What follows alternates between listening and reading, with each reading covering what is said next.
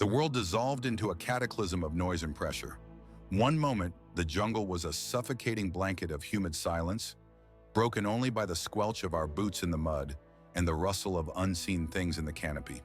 The next, a homemade claymore mine, some devil's concoction of explosives and scrap metal, detonated just off our flank.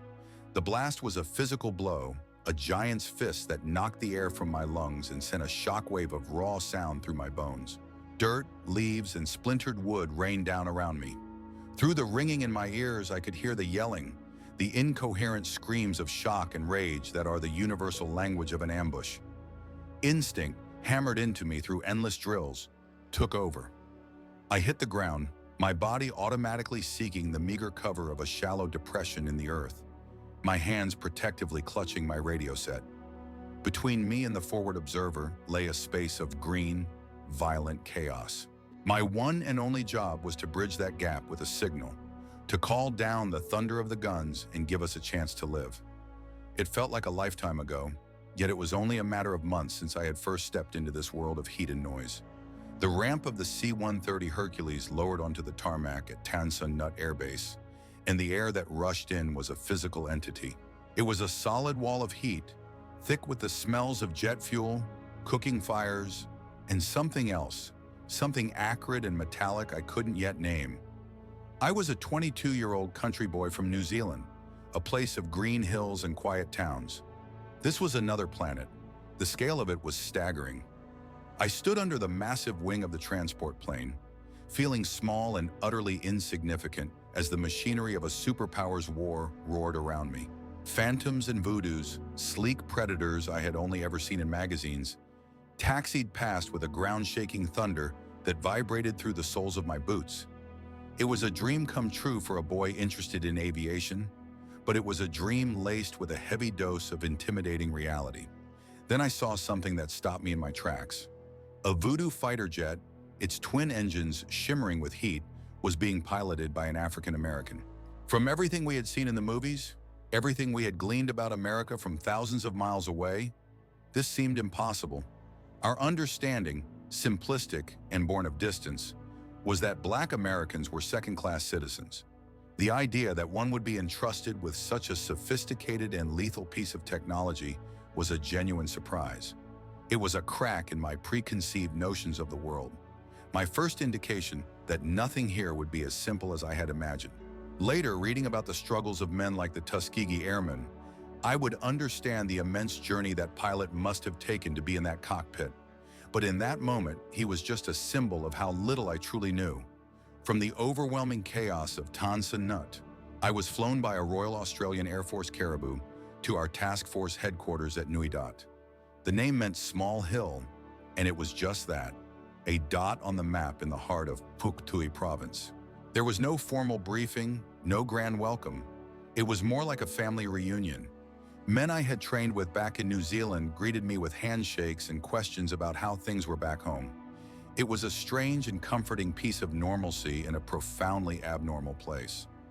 I was shown to a large tent with partial sandbag walls and a wooden floor, dropped my gear, and was issued a self-loading rifle. Then it was straight down to the command post. I was assigned to the 161st Field Battery of the 16th Field Regiment. We were a small unit, only about 130 men in total, but we were a complete self-contained fighting force. The battery was built around 6 to 105 millimeter howitzers, supported by a command element, a group of surveyors who plotted the targets, and the signalers, my new tribe. The Army was so small back home that you knew, or knew of, almost everyone. Stepping into the mess tent at Nui Dat, I'd see a familiar face, a guy I went to school with or knew from another base. It created a powerful sense of belonging, a feeling that we were all in this together, a tight-knit family far from home. This sense of unity was our greatest strength. The leadership was professional, the kind of career soldiers who had been through the British or Australian officer training systems. There was a distinct line between officers and enlisted men, a holdover from the British class system, but it wasn't a problem. We knew the rules. Discipline was simple and absolute. If they drew a line in the sand and you stepped over it, you were punished. There were no gray areas, and because of that clarity, there were very few problems. We were there to do a job, and the command structure was designed to ensure we did it to the best of our ability. My first role was inside the command post, the nerve center of the battery. It was a semi-underground bunker, heavily fortified with sandbags, designed to withstand anything short of a direct hit from a nuclear weapon. I sat with two technical assistants, the men who plotted the targets on the maps, and the gun position officer. My job was to listen. I would sit for hours, the headset pressed to my ears, listening to the crackle of the radio for a call for fire. When a mission came in, I'd scribble it down, log it, and pass the coordinates to the technical assistants on either side of me. They would plot the target independently, a cross-check to ensure accuracy, and the gun position officer would collate the data and relay the final firing orders to the gun crews outside. For the first few weeks, the action was intermittent. We were in general support of 2 Australian infantry battalions, so a fire mission could come from anywhere in their area of operations. It was a strange disconnect, sitting in the relative safety of the bunker, translating frantic radio calls into map coordinates, hearing the thud of our own guns firing, and then waiting for the report back. Sometimes things went wrong. We had a strict policy. Only properly trained artillery forward observers were supposed to call in fire missions. But occasionally under pressure, an infantry officer would be allowed to do it. These were the times when mistakes happened. A couple of times our shells landed on friendly forces. The morale in the battery would plummet. There is no worse feeling than knowing your actions, however unintentional, have brought harm to your own comrades. An investigation would always follow, and someone's career would be quietly ended. But that never brought anyone back. These incidents were a heavy burden to carry. Our base at Nui Dat was a fortress. We were professional soldiers, and we took our defense seriously. We had a policy of overhead cover. We slept under it, we worked under it. The perimeter was a dense network of barbed wire entanglements with minefields laid in front. A .50 caliber machine gun sat perched atop a shipping container, its black barrel overlooking the approaches. We felt secure there, as secure as one could feel in a war zone. We even took a few stray rounds during the Tet Offensive, but not enough to cause any real alarm. The base was our sanctuary, the place we could briefly lower our guard. But the war wasn't in the command post. After 3 or 4 weeks of learning the rhythms of the battery from the inside, I was sent out into the field. A New Zealander serving with an Australian company was due for leave, and I was his replacement. My introduction to the life of a forward observer's radio operator was abrupt. I was loaded into a Bell 47 helicopter, a tiny bubble of an aircraft. The floor at my feet was piled high with blocks of plastic explosive destined for destroying enemy tunnels. The Australian pilot, a redhead with a thick accent I could barely decipher through the headset, gave me a simple instruction. If he started yelling, I was to start kicking the explosives out the door. We didn't want to land with that stuff if we took fire. He flew me into a small clearing in the jungle, the rotor wash flattening the tall grass. I jumped out, exchanged my radio and a spare set of batteries with the guy I was relieving, and he climbed aboard. The helicopter lifted away, its sound fading into the oppressive silence of the bush, and I was left standing with a group of strangers, Australian infantrymen. I fell in with them, and we began to patrol. For the next week, I lived the life of a grunt. The jungle was a constant, suffocating presence. The air was thick and wet, and the weight of my gear was immense. I carried my M16 rifle, ammunition, water, rations, and the radio. The radio was my primary burden and my reason for being. It was both my connection to safety and the thing that made me a prime target. The enemy knew to look for the whip antenna, to take out the man who could call in artillery. To give us an advantage, radio operators and officers were issued the American M16. It was lighter than the standard Australian SLR, which helped offset the weight of the radio and the extra batteries we had to carry. But it also marked us. A man with an M16 was important. A man with an M16 was a target. The ambush, when it came, was a lesson in the brutal realities of that logic. We were moving through a dense patch of jungle, the visibility limited to a few yards. The memory is a blur of confused, violent impressions. The massive explosion of the Claymore was the opening note. Then came the automatic weapons fire, a ripping, tearing sound that seemed to come from everywhere at once. I went to ground, my mind racing. I had to cover the ground between myself and the forward observer, establish communications with the battery, and relay the fire mission, all while lying on my back with bullets cracking through the trees above me. Sometimes in the thick jungle canopy, getting a signal out was nearly impossible. We had to use a dipole aerial, a long wire that looked like a measuring tape. The only way to get it to work was to toss it up into the branches of a tree. It was a maddeningly difficult task under the best of circumstances. Under fire, it felt like a Herculean effort. Lying there with the chaos unfolding around me, I frantically tried to get the aerial up, to find a clear channel, to hear a voice from the battery acknowledge my call. At the same time, I had to get the target information from the forward observer, who was somewhere ahead, also pinned down and trying to do his job. The contact lasted no more than 5 minutes, a short, vicious burst of violence that left the air thick with the smell of cordite and fear. When it was over, a couple of Aussies were wounded, but we had been lucky. The jungle fell silent again, but it was a different kind of silence now, one heavy with the knowledge of how close death had been. It was on that operation that I contracted malaria, a miserable, fever-ridden souvenir of my first real taste of combat. We patrolled by stealth. Noise was the enemy. A snapped twig could bring a string of dirty looks from the men around you. We never used existing tracks or paths. They were too easy to booby-trap. We moved through the densest parts of the jungle, bashing the bush, creating our own temporary trails. Our contacts with the enemy were almost always short and sharp like that first ambush. In the close confines of the jungle, you rarely saw more than a fleeting glimpse of a person. The local partisans, the local combatants, were poorly trained and equipped. You'd fire a few shots and they would melt back into the trees. The North Vietnamese regulars were a different story. They were well-trained, well-equipped, and they stood and fought.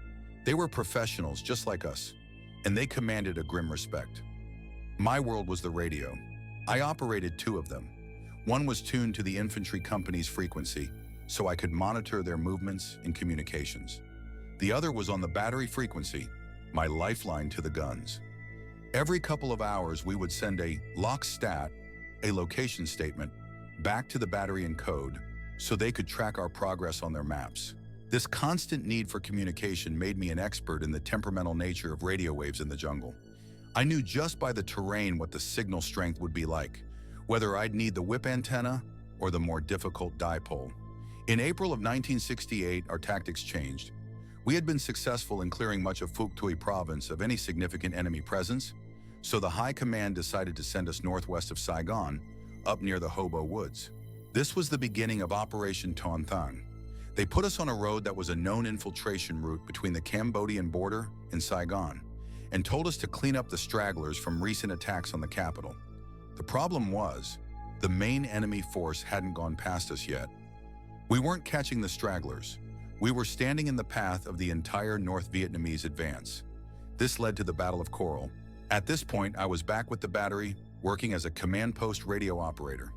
We set up a fire support base, named FSB Coral, along with 2 other bases, Balmoral and Fuji.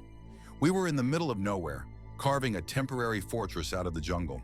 Almost as soon as we arrived, the attacks began. We were hit by a series of intense assaults from serious North Vietnamese regular army units.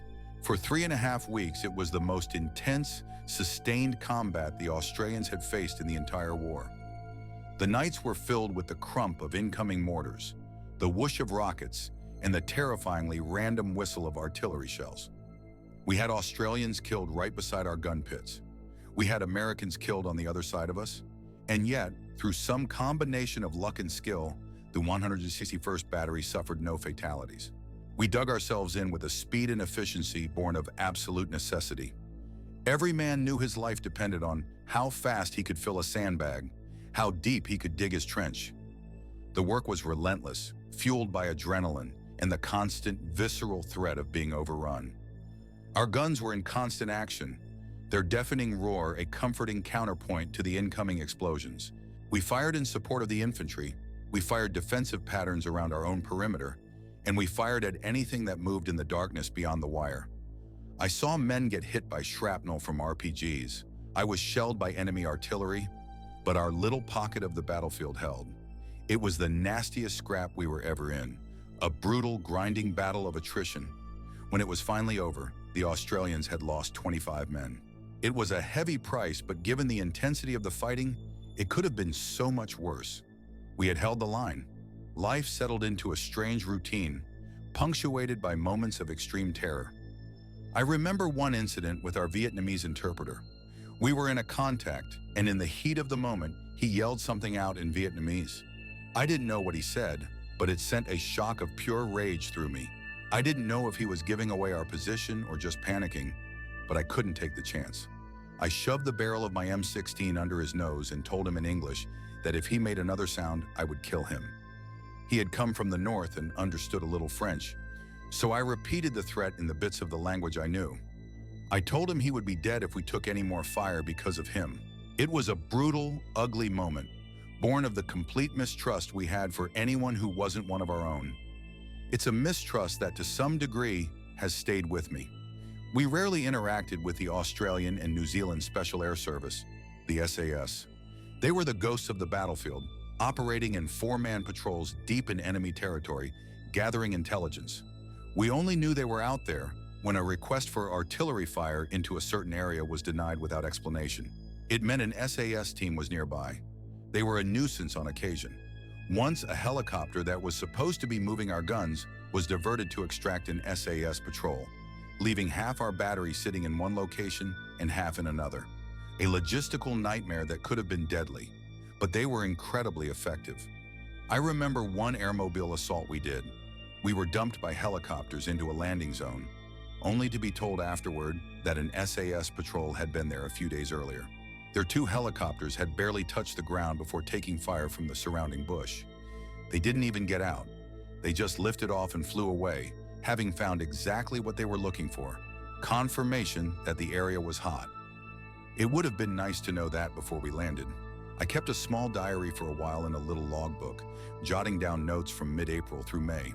It's a sparse record of a dangerous time, a chronicle of patrols, helicopter insertions, and the constant grinding tension of the war.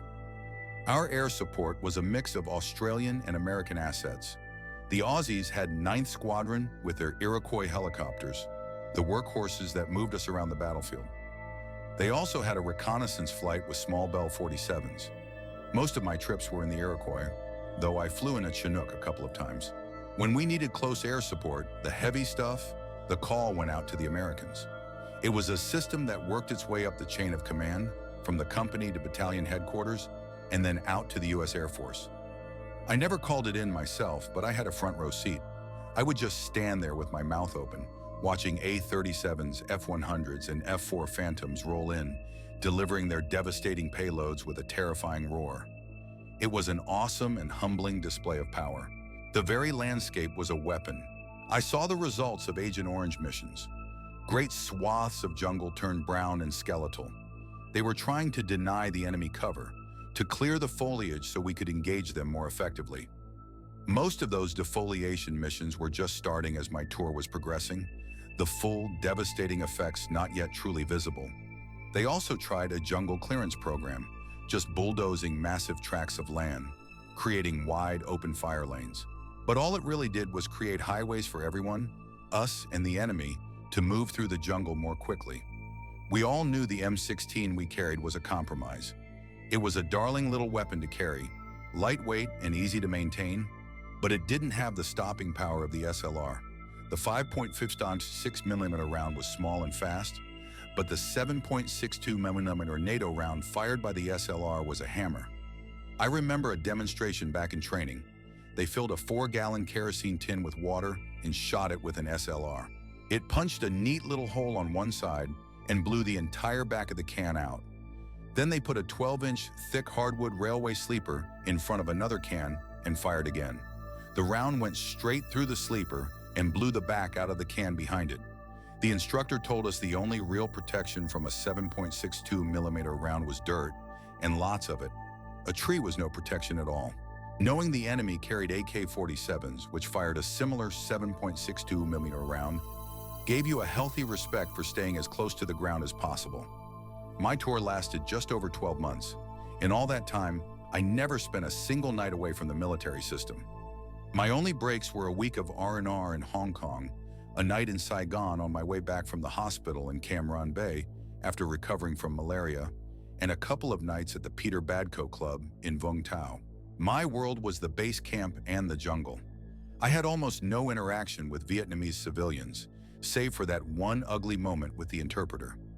I went there to fight a war, and that was all I did. The 161st Battery served in Vietnam for over 7 years. In that entire time, they suffered only 4 battle casualties and 1 death from other causes. 2 of those men were lost while I was there. It's an incredible record, a testament to our professionalism and, frankly, our good luck. New Zealand as a whole lost 37 men, with about 187 wounded. We didn't suffer the massive casualties that American units did in places like Hassan or the Hamburger Hill. We were used for what we were best at, patrolling by stealth, search and destroy, and ambush. We did our job, and we did it well. We took no prisoners of war, and we had no men go missing in action. Every one of our guys was accounted for. That is a legacy I am immensely proud of. Finally, my time was up. The flight home on a C-130 was the reverse of my arrival, a slow, rumbling retreat from the world of noise and heat. We came back through the military system with no fanfare, no parades. My parents picked me up at the Air Force Base in Auckland. There was no great welcome, just the quiet, profound relief of being home. The local newspaper interviewed me, but I never even saw a copy of the article. You just carried on as best you could. Vietnam was a controversial war back in New Zealand, just as it was in the States. In our small community, the old guys who had fought in World War II would give you a pat on the shoulder, a quiet, "Well done, boy," and that was about it. That was all you expected and all you really wanted. I still had 15 months left on my enlistment, not enough time to be sent back to Vietnam, so I was posted to the New Zealand Army Air Corps. I had always loved airplanes, so being around them was where I wanted to be. I worked as a storeman and radio operator, took an advanced radio course to increase my pay, and was promoted to Lance Corporal. Being a Vietnam veteran in New Zealand in the years that followed was a strange experience. Some of our guys were called baby killers, the same as yours. In the RSA, our equivalent of the VFU, the reception was mixed. Some of the old World War II vets were proud of us. Others were dismissive. I remember sitting in the Auckland RSA with a friend. I was only 23. An old soldier came up and asked what we were doing there. We told him we were Vietnam vets. He scoffed, but then his tone changed. He said, "Oh, that was one hell of a war." He had been in the desert of North Africa and in Italy. He had been through his own hell and respected that we had been through ours. For years, most of us just suppressed it. The anti-war demonstrations grew louder in the late 60s and early 70s, and it became easier not to talk about it. It took about 30 years for our country to really start to accept what we had done. Now we have a strong Veterans Association, a welfare organization that I helped start. We look after our own. We have reunions every 2 years, not to relive the war, but to renew acquaintances, to check on each other, to remember that we are all part of that same small family that stood together in the heat and the noise, so very far from home.